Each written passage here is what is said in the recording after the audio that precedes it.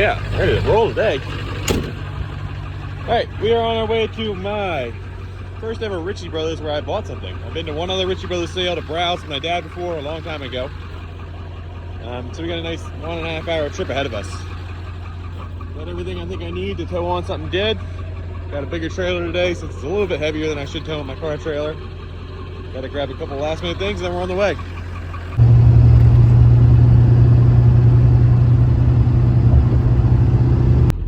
Alright, made it down here. Now we gotta run and get our release ticket. Alright, got my release papers. I have absolutely no idea where I'm going. Did not preview this item before I got here, so this will be my first time seeing it too. So let's go see if we can try and find it. I've been waiting in line here for like 15 minutes at the yard check-in office. No idea why. There's 2 trucks ahead of me and I guess one's taking forever. I think I figured out my forklift's hidden back there based on the pictures. Getting a little worried because it's 3 o'clock now and this yard shuts down at 4. So I need to get registered here and get the hell out of here. Hopefully. Alright, got down here and found my item. That right there is the reason I bought it. Inoperable, of course, so I'm waiting to try and get some loader help. Which I just talked to the guy, but he disappeared. It's getting close to closing time here, so I'm getting a little worried. But hopefully we'll get lucky. Alright, so waiting for the loader guy. Figured might as well not just stand around here and twiddle my thumbs. So I did check, it's not locked up, which is good. I'm gonna try and... The starter doesn't want to engage, the key's missing. So I have to figure out something for the key, unless they have it in the office. I don't know. I don't think they do.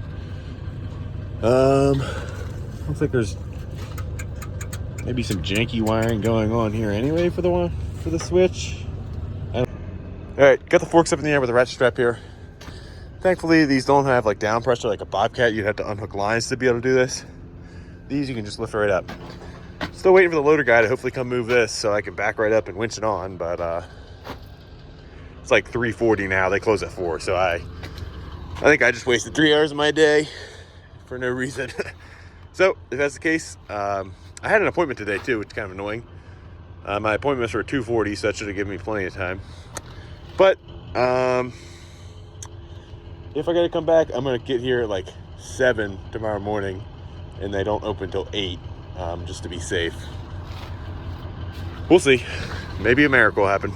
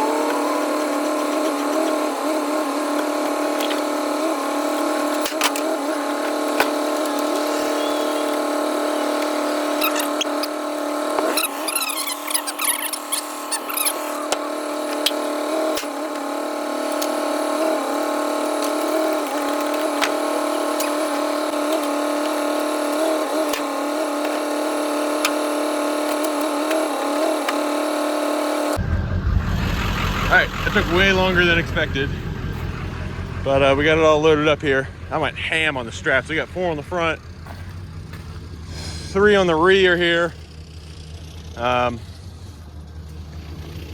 Partially because I don't want this thing to fall off. That'd be really bad. But also, we are really deep in DOT territory, so I don't want any problems going home. I guess I should secure that battery too. So yeah, let me secure that battery and then I'm out of here, finally. Saw this thing go for sale on auction. That's a wire feeder. Isn't that the goofiest looking little thing?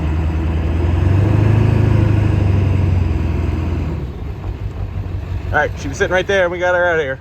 Let's go home. So we're about 30 minutes into our trip. I mean, it's heavy, but it's not that bad. The truck's doing pretty good. But of course, we hit a massive amount of traffic. Apparently there's an accident like a mile ahead, so that's great. I'm gonna be sitting here a while. All right, made it back to the shop with the new forklift. Did just figure out my front fuel tank here is leaking. That whole pan's soaked and you can see it's starting to drip. Also noticed back here, mud flaps soaked, trailer's soaked. So, oh well, I knew it was coming. I've replaced the rear tank on this before, but I've never had to do the front. And it was kind of crusty, so I expected it. But other than that, pretty uneventful trip home. Didn't see any DOT, and all the weight stations were closed, which was nice. Legally, I don't think I was overweight. I forget what this trailer is rated for, but I think I'm well within that with this. But either way, it's nice not to have to deal with that.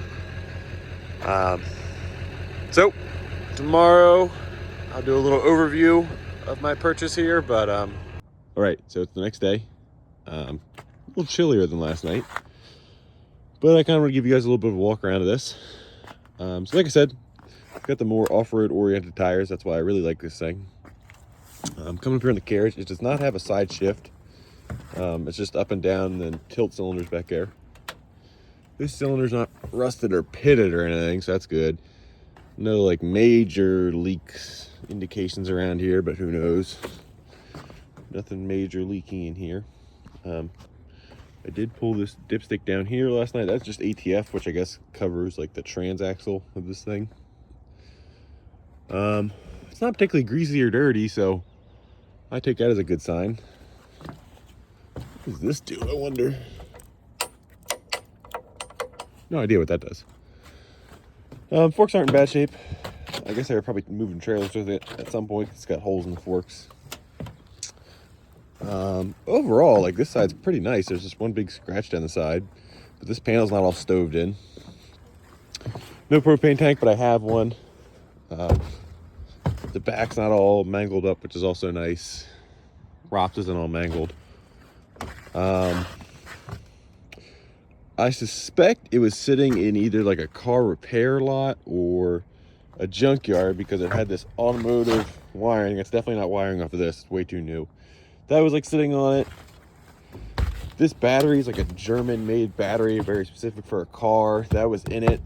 So I don't think someone would have just bought that for this. I think I was just one a junkyard or something had laying around that they put in it.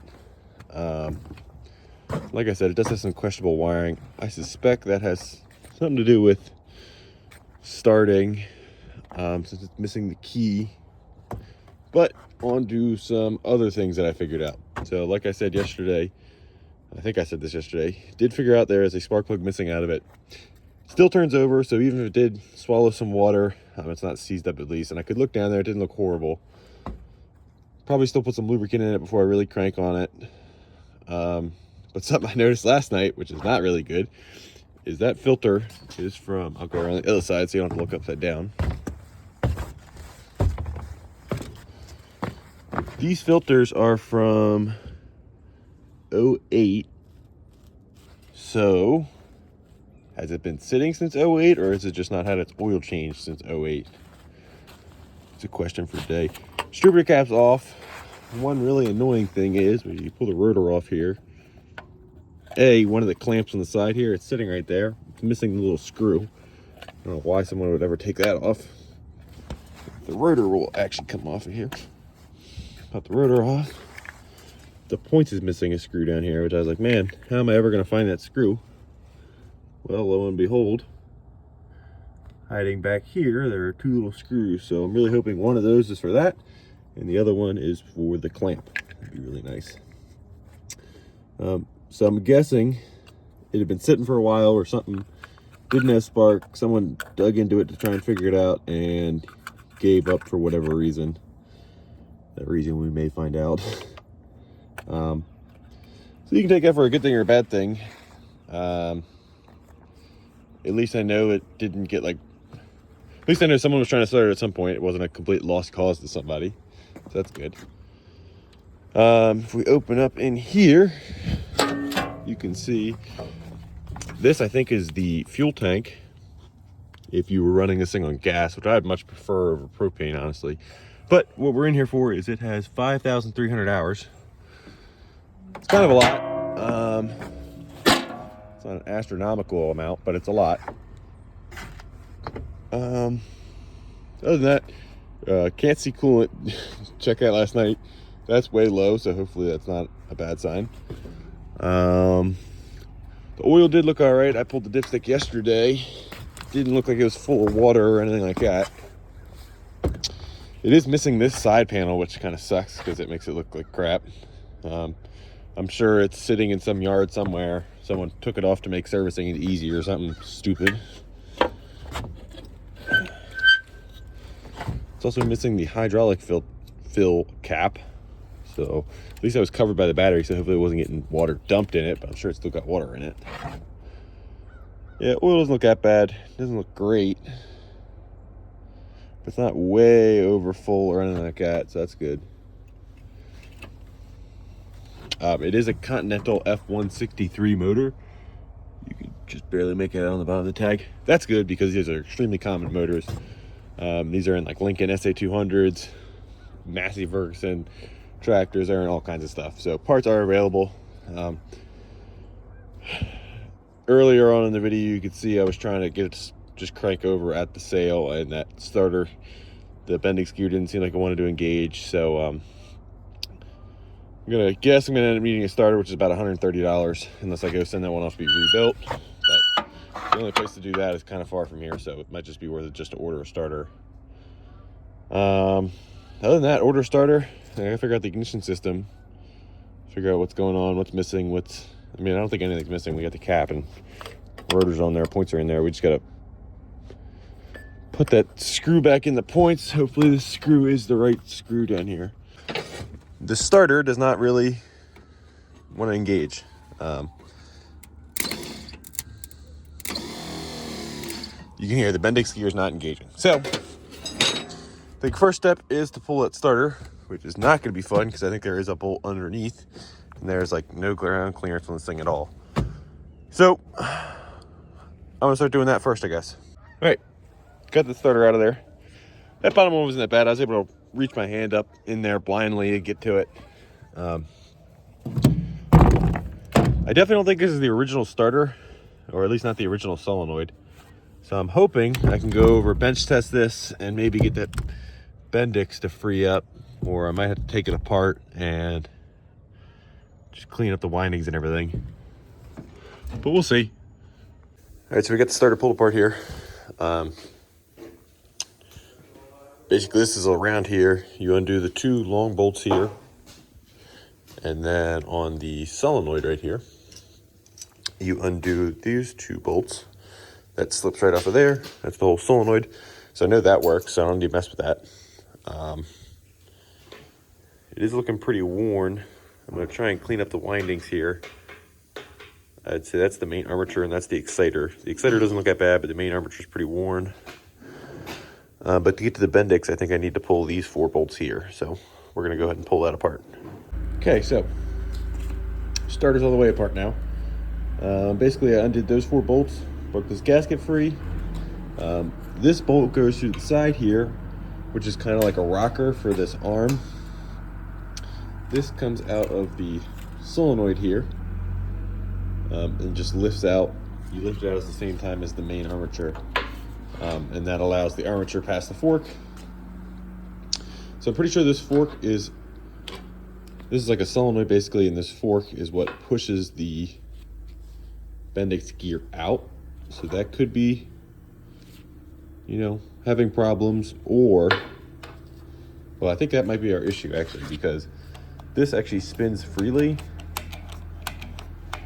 It's just not getting engaged. So I think this solenoid's probably our issue. So I'm not sure if there's anything I can even do about that.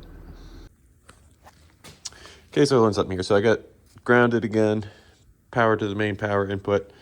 So earlier when I was jumping it, I was just going between here, which engaged the solenoid, which spun the motor. I should have been going over here to the starting portion, So when you do that, I think this starter still has issues because it's supposed to engage this, and I can't really do this one-handed, so I'm going to set you down. So if you see, with that engaged, I push that down and it stays. Then when you release, it comes back up. So that's supposed to automatically do that. I shouldn't have to push that down. So I think this solenoid is weak, unless I'm still messing something up, I don't know. So I might take the solenoid apart and see if I can clean that up some, because this is what engages the Bendix. That's what's giving us our issue. It's somewhere in this solenoid. So let me get this solenoid pulled apart and see if there's something that needs to be cleaned up, or just try and learn some more. All right, so I got good news.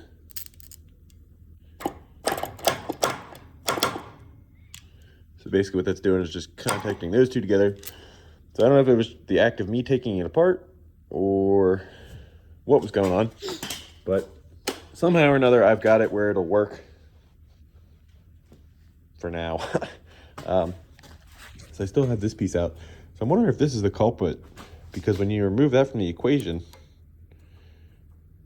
it works fine. So I don't know. I'm still on the fence on whether or not I should clean this thing up. I think I'm going to clean it up, throw it all back together, and see if it still works. If not, what I could do is I could throw this all back together and throw it back in the forklift, and for today, run power to here, and here, I guess just bunch them together pretty much. Stick power to them where I want it to crank over, and we might be able to get it to work just enough to start it today. I don't know. We'll see. Okay, so got it all back together. So the two that I was worried I broke, I just put them in there, tightened them up, and cleaned up that swirl ring thing, whatever the hell you would call that thing. And good news is that fork is now doing what it's supposed to. So I guess me cleaning it up is the right thing to do, but you know, this is my first time doing this, so don't trust my process. So I'm going to go through and clean up the main armature and the exciter. I think that's what you'd call this. That's what I've taken apart a welder before, an engine drive welder, and this is called a main armature, and that was the exciter. So that's the language I know, and that's what I'm going to stick to. I'm going to throw that back in there. I've actually got to pull it solenoid back up so I can align this and drop it in at the same time, because the fork needs to go in this portion here. So I'm going to clean that up, pull this back up, align everything, and slap it all back together and see if we have an actual working starter now. Okay, pull it back apart, put the gasket back in. I knew that was going way too easily. It's kind of a pain because you got to set the armature in with that gasket, with lining this up with the fork at the same time. It's a little bit of a hassle, and definitely not something I could film during. So I did clean up this main armature. The armature itself didn't clean up very well, but the exciter over here did. The starter spun before, so it'll still spin, but I just know, keep it in my head that this is a little worn out. So the next thing I need to do is I need to put this cross pin in here for the fork. Sorry, I just rotated that on you. Shouldn't have done that. That's over there. So you just line that bolt up, throw that through there. Slap the solenoid back on it. We will slap this cover back on it after I clean up the windings. Then we're going to test it again, and hopefully it spins and engages the Bendix gear. So, be back in a second. Okay, let's see if I can film this. So we have it all hooked up again. We now have a starter that functions, which is cool. That's the first starter I've ever fixed. Who knows how long it'll last? Like I said, it looked kind of worn out in there. But hopefully it'll work for today. So let me go ahead and throw it in the forklift, I guess. Okay, finally got that starter in. It's kind of a pain. Every bolt's got a little bit of a pain. The one actually underneath of it's the easiest one, and you got to reach like all the way up under it. But it's in. Get the battery lines hooked back up. Got all the wiring hooked back up. Hopefully that hangs in there and lets me crank this over. And hopefully this thing will start. Obviously I know I'm gonna have to do some ignition work, but a couple things I learned. So the battery, this is the battery that was in it. Like I said, it was a Mercedes-Benz one. It's from 17, so I don't know if this thing was working in 17 or Suspecting kind of that was the last time someone tried to make this thing run. That's probably when all of this happened. Kind of hope it hasn't ran since 08, because 08 to 17, what is that? That's 9 years. Hopefully this thing was not run for 9 years without getting serviced, but who knows. Also learned here, this is the battery tray. And I was kind of wondering what was going on here, because this is obviously not original. So what I figured out is it used to have a really weird long battery. Forklifts kind of have weird shaped batteries. And they modified this one to take a regular car battery, which is nice. But that's why this side panel is missing, is because of this. So kind of sucks because it looks like crap, but kind of nice because you can fit an actual battery in it and not have to buy a very specific, there goes my glove. You have to buy a very specific weirdo one. So I'm gonna get the battery set back up in it, get it all hooked up again, and I guess dive into the ignition switch or try and figure out if this is now the starting switch. I don't know. But first, gotta get this battery in.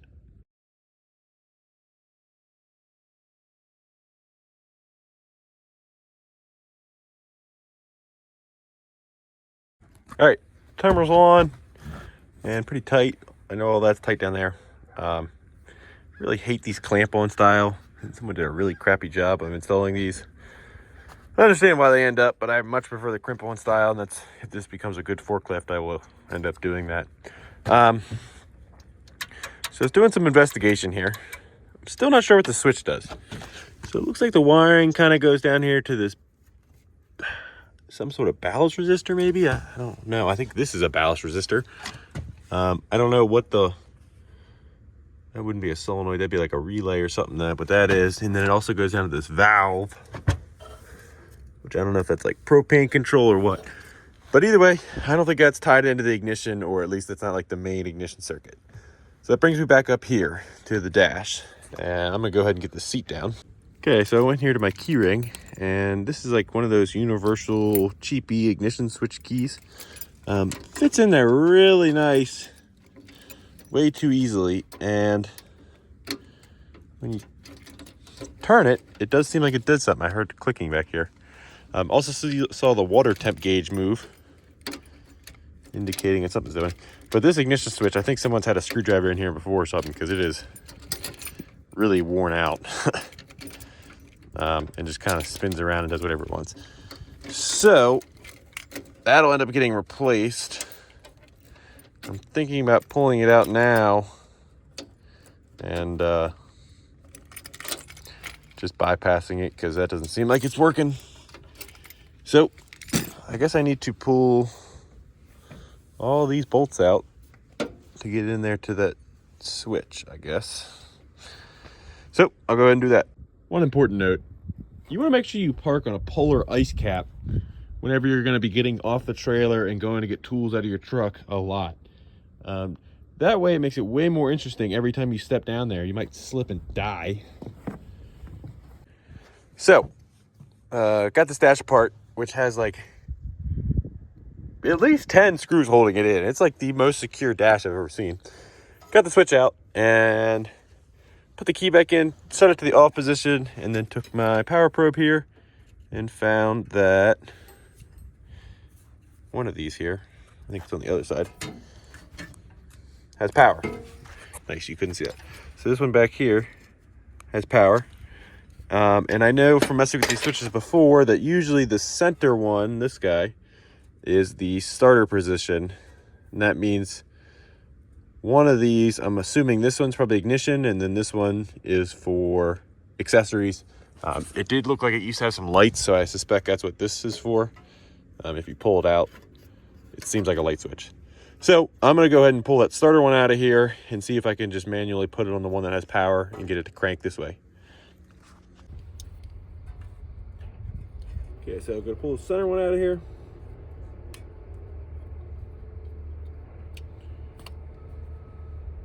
I'm going to leave the ignition on there for now because I kind of want to, I just want to get cranking over. I might do a compression test on it too. I mean, hell, one cylinder's already open, so that's at least one less spark plug to pull out of it. So, got that off of there. So if I touch that to here, and I'm going to step away in case it's in gear, but it shouldn't be. When I touch this to here, the starter should engage. Or not. Maybe not. Well, either we have a dead wire here. I know I have power coming into the switch, so that's not an issue. So somewhere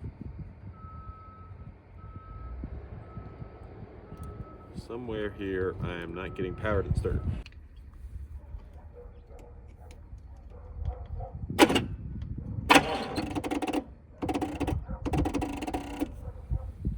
All right, well, it cranked over a little bit. This battery should have some juice, but I'm gonna grab the jump pack because it didn't seem like it wanted to crank much.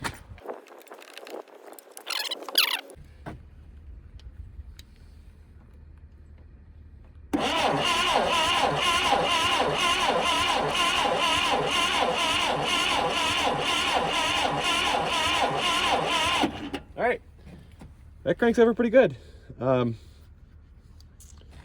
So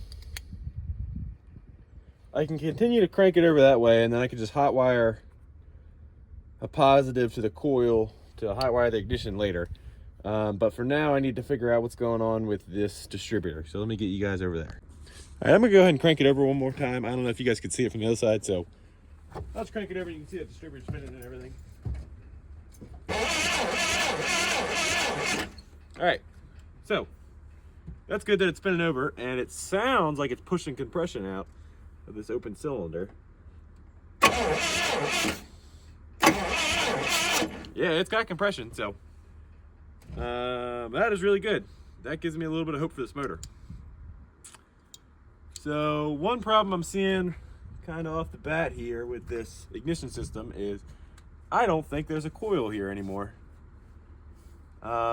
So I have another forklift. I have a Yale G51C. That also has a 4-cylinder Continental, and right here there's a little mount that holds the coil.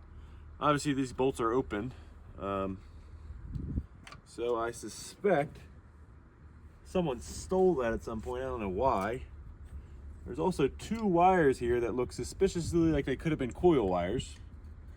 So that's not good. And another thing that is also not good is someone took the points loose over here. So I'm gonna have to reset those. I'm gonna have to find the screw, which I think is hopefully right here on top of the motor. I spotted yesterday, there are 2 little screws hiding right down here. So I need to try and grab them. There's one of the bolts, which I think is a mount for the coil. Yeah, that fits in there. A little tiny nut, which is probably off of a coil. And then we got one little screw and another little screw. So thankfully those got stuck there. I didn't lose those. So I hope, I'm going to come over to that side now.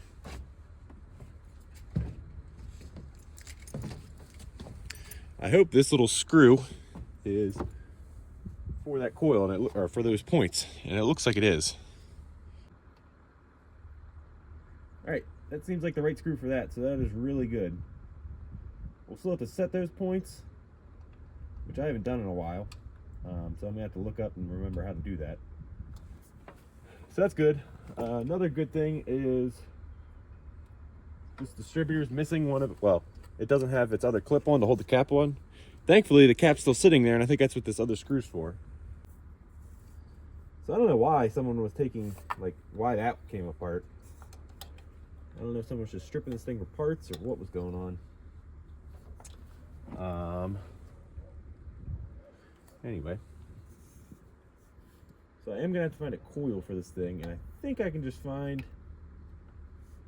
like a generic coil, which I think I have one over in my shop, and go ahead and wire it up after I set these points. I'm also gonna have to go get a spark plug because it's missing one. But that's good. I'm really glad I found those 2 screws. Thankfully they got stuck right here, you know, a little crook. which is impressive because I don't know how long of a drive it had to come to the auction yard, and then it had an hour-and-a-half drive home yesterday, and they didn't get lost. So that is really lucky, and hopefully a good sign for this thing. Okay, so it's been a little while since I've had to set a set of points, the point gap. Did a little refresher. Basically put that screw in, loosened it up, and then rolled the motor over until the little contactor makes the points open to the maximum amount. And then I still need to look up the spec. I'm suspecting it's somewhere around like 20 thousandths gap. So I'll have to grab my feeler gauges too. I think I have a set in my truck. So I need to look up what it is for Continental. And then you just set the gap and then you screw that down. Easy as that. So let me look up that spec, grab my feeler gauges, and we'll go ahead and do that. All right, so my guess was correct. 20 thousandths is what these are set at. So just went ahead and threw my feeler gauge in there, tighten that down. I'm gonna spin it over, check it probably one more time. I think this is the highest point. I think these are equal because there's like a little bump out on both sides in there. So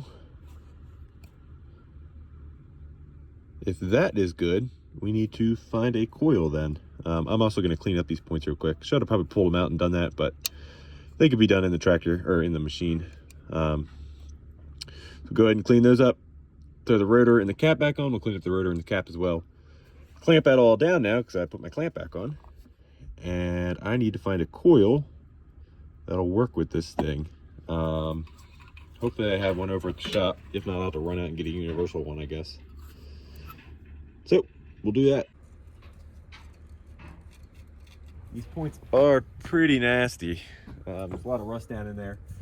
So I'm hoping when they took it apart, maybe the guy who took it apart didn't know to clean points, or who knows. I think they were just stealing parts off this thing. I don't know what the story is. Hopefully cleaning up the points, setting them right, and finding a good coil will be enough to get this thing to run again. We'll find out.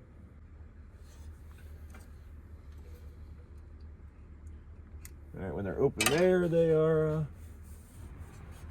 they're 20 thousandths, which is also good.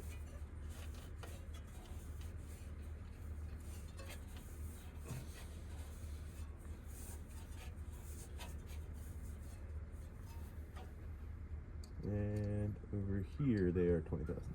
So, got those set right, I think. We'll do a tiny bit more cleaning in here, and then we will go try and find a coil. So we got the rotor here too. Had the rotor until I dropped it like a dummy.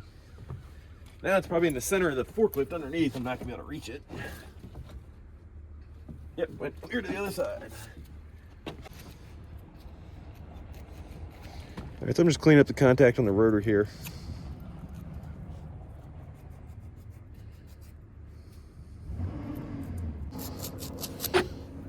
All right, so that's cleaned up nicely. Run through these contacts a little bit in here, but they don't look that bad.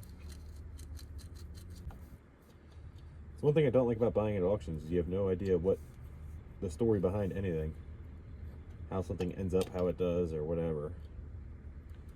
I like to know the story behind my stuff whenever I can. I think it's really cool. Okay, that's finally on properly. Now I need to go scavenge a coil off something, so I'll be back. So, ran over to my other forklift and snagged the coil off of it. So as you see, this one has no external resistor, so that makes wiring it really easily. Just got to run a negative to the coil, or to the distributor, I'm sorry, and hot wire a positive on here. So that should make it easy enough to get this, hopefully see if this distributor and everything works. And I know this coil's good, so I'll get this rigged up in there. All right, so have the coil sitting in there. Negative going to the distributor, positive going over here to the battery. And then I just have an extra plug down there sitting in it to hopefully see if it has spark or not. So fingers crossed we do have spark, that'd be great. So I'm gonna go ahead and hit the starter again.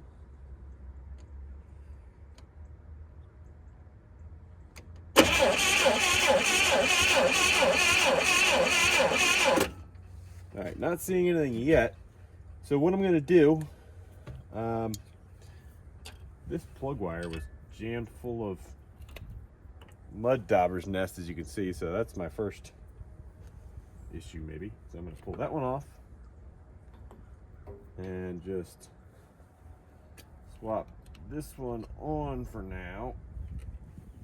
I guess never mind, I can just leave that in its spot. What am I thinking?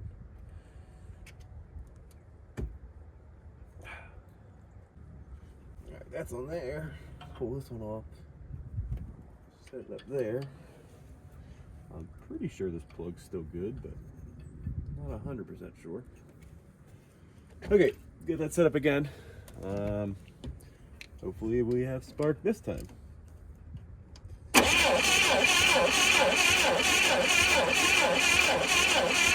Alright, I'm not seeing anything. So, first step of our diagnosis here is we're going to see if we have spark coming out of the coil, because it's not really nicely grounded, as you can see. So we'll set that up.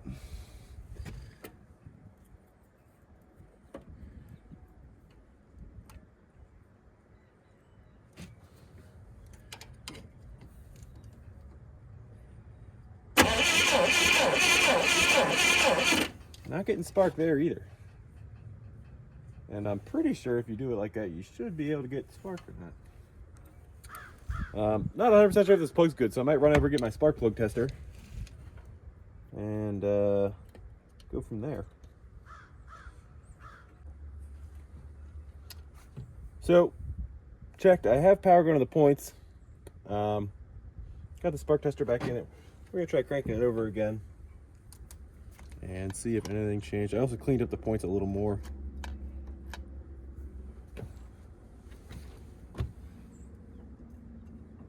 Really need to get an ignition switch for it.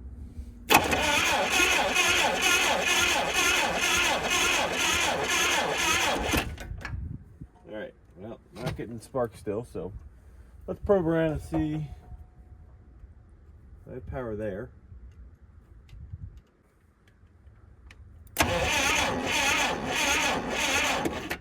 I do know I'm running out of battery power. So, I need to do some investigating. I don't know if I'm supposed to be seeing a coil. I don't know if I'm supposed to be seeing a signal come out of the coil or not. I need to look that up again and just refresh myself on points ignition again. So, it's been a while, been years. So, went up, grabbed some lunch while I was doing that, put these batteries on a charger, and did a little bit of thinking. So I wanted to test this coil. So, got positive going to the coil. I've got it hooked up to my test light here. Then I'm going to ground the wrench and put that over on the negative side. And you can see when I hit it, I'm getting sparks. So the coil's working. This plug wire works. So we're going to plug that back into the distributor over here.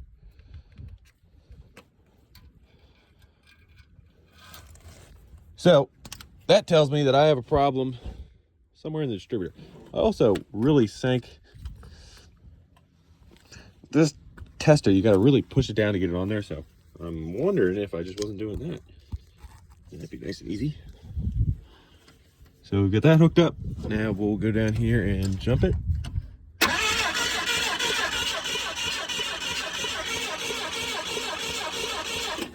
Okay, still nothing. So we need to break into that distributor again and start doing a little bit of investigation. So we're over here on the other side now. Got the cap pulled back off. We have power coming into the distributor here. All the way down to the points. Not seeing any spark right this second. I'm gonna try and line it up so we don't have a gap at all, if I can. I'm gonna set you down for a second. So I rolled the engine over a little bit so the points are closed. You might be able to hear it. There is spark happening in there now. So we have coils working, power's coming over to the points. Points should be set right. So I'm gonna clean up this. It's not the rotor. I don't know what you'd call that. I'm gonna clean up what the rotor rides on. because now that I look at it, that's pretty rusty. So cleaned up the rotor a little more. The points are sparking, the coil's working, so we should be getting close. I'm gonna go ahead and try it one more time here. Oh yeah, now we got spark. All right, that's awesome. So I guess I need to do a little bit more cleaning.